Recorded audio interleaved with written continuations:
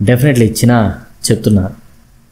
మీ మొబైల్లో ఎప్పుడైనా YouTube hang అవుతుందంటే అది మన AR for you channel subscribe button ఎర్రగా ఉండబట్టి.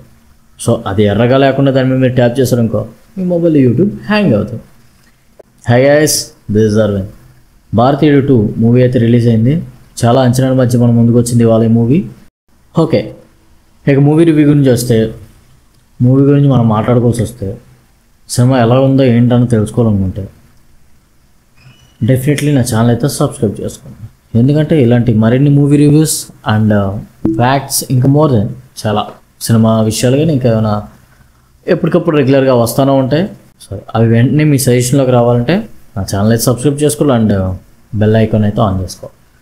ఓకే, ఇక మూవీ రివ్యూలోకి వెళ్తే, మూవీ ఫస్ట్ హాఫ్ వచ్చేటప్పటికి చాలా అంటే చాలా స్లోగా ఉంటుంది.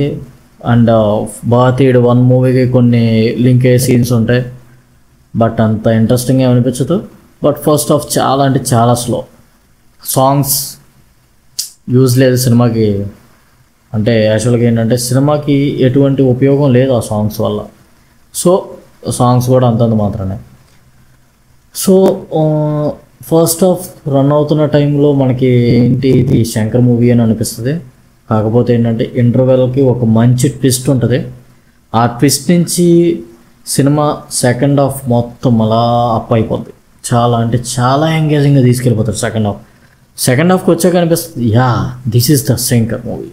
సో ఫస్ట్ హాఫ్ ఏంటంటే చాలా డౌన్గా ఉంటుంది, సెకండ్ హాఫ్ ఏంటంటే చాలా ఎంగేజింగ్గా తీసుకెళ్తారు. అండ్ బీజిఎం స్కోర్ అయితే చాలా బాగుంది సినిమాలో. కమల్ హాసన్ గారి యాక్టింగ్ అసలు ఈ ఏజ్లో కూడా అంత ఎనర్జీ యాక్టింగ్.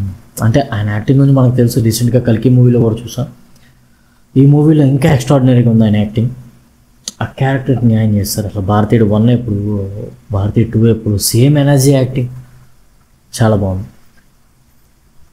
అండ్ సిద్ధార్థ గారు మెయిన్ సినిమాకి బాగా ప్లస్ అయ్యారు. చాలా అంటే ఆయన్ని సెలెక్ట్ చేసుకోవడం మంచిదైంది సినిమాకి. ఆయన క్యారెక్టర్ కూడా చాలా బాగుంది.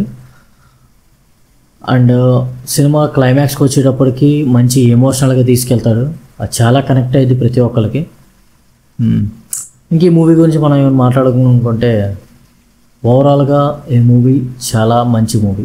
ఫస్ట్ హాఫ్ స్లోగా ఉన్నా సరే సెకండ్ హాఫ్ వచ్చేటప్పటికి మనకి ఆ ఫస్ట్ హాఫ్లో మిస్ అయిన ఆన్సర్స్ కొన్ని డౌట్స్ ఉంటాయి. ఆ డౌట్స్ అని సెకండ్ హాఫ్లో క్లియర్ చేసేస్తాడు.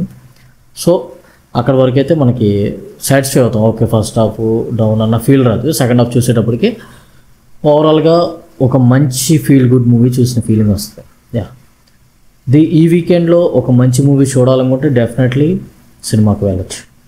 అండ్ పర్సనల్గా నేను ఈ మూవీకి ఏమైనా రివ్యూ ఇవ్వాలనుకుంటే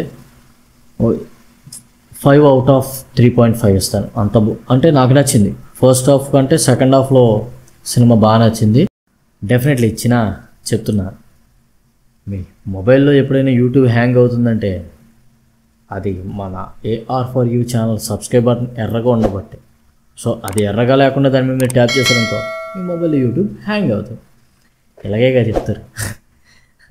okay guys, thank you, love you all.